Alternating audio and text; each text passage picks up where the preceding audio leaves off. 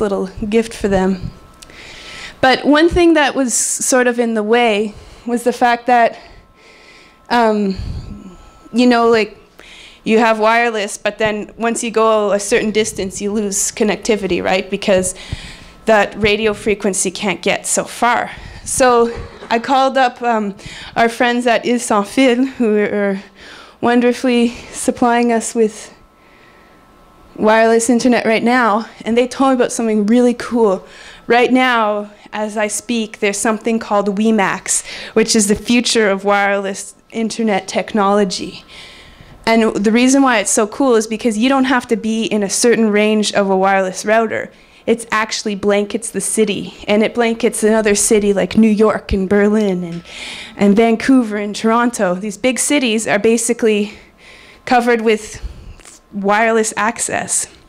So this would mean that while I'm walking around with my tin can, I don't have to worry about stepping out of range of a wireless internet frequency. So I could walk around a lot easier. I'll have to be kind of slow, but what'll be interesting, or at least I think is interesting, is that, you know, sometimes when you're hijacking someone's network, you lose connectivity, or it's slower, or sometimes it's really good.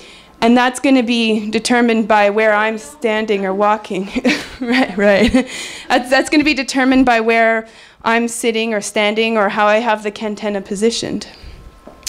So, yeah. So antennas are actually very important in our ability to communicate with each other. And one thing that isn't explored very often, maybe much more in radio with like ham radios and that kind of thing, is how there can be a send and receive, because often we're getting sent the radio, right? We're hearing it, but we're not able to communicate back. So that's one of the important things that this project hinges on.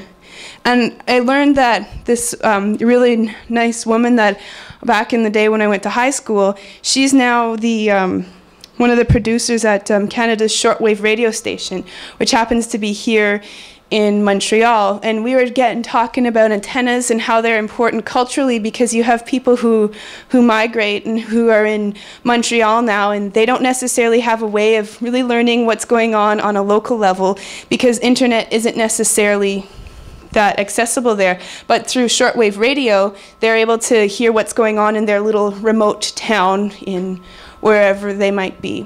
And you know, it's all the same technology using antennas and radio frequencies. And how much more time do I have? Okay. Huh? Dance. Yeah, like, okay, I have a question for you guys. How many people are actually using laptops and sort of work on a mobile basis? Okay. See, this is my main concern, because, you know, I want to like make art for everyone, and I know that this is only necessarily for people who have laptops and who want to use somebody else's wireless. But do you often go and look like, what kind of networks are out there? Question. Yes, Leif. How is it able to determine which is actually a free Wi-Fi service without a password, or does it just pick up any Wi-Fi signal? No, I'm sending out the, oh, you mean the one, like the one that the hackers are using? Yeah.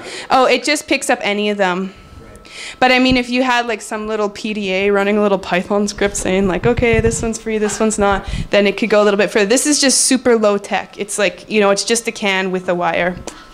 That's pretty much it. Have you tried it out? I've worked with different types of antennas using metal, and I'm becoming more familiar with the directionality of it.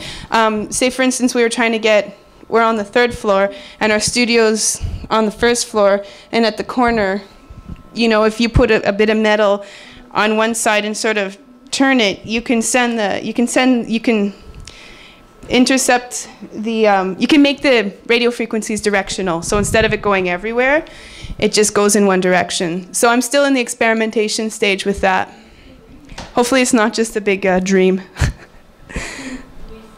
I don't think, but I've looked at a lot of documentation, and I know people who have been doing this, so it does work. Any other questions? Was there, oh. been interacting with people that, like, somebody just connects to your thing and then he walks about, he works his position? It would be me. It would be me moving around. So what I'd want to do is sort of stay in the same place for a while, or within a certain range. Like I'm going to have to do tests with people in the library to let me know like what kind of distance I can get or where I can stand, and them still be connected. So, yeah, time's up. Thanks for your time, people.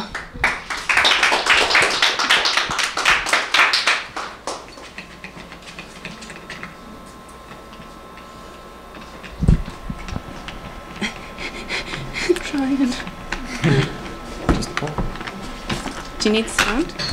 I do need sound. Maybe if I get to it. I need you to let me know when I'm at 5 minutes. All right.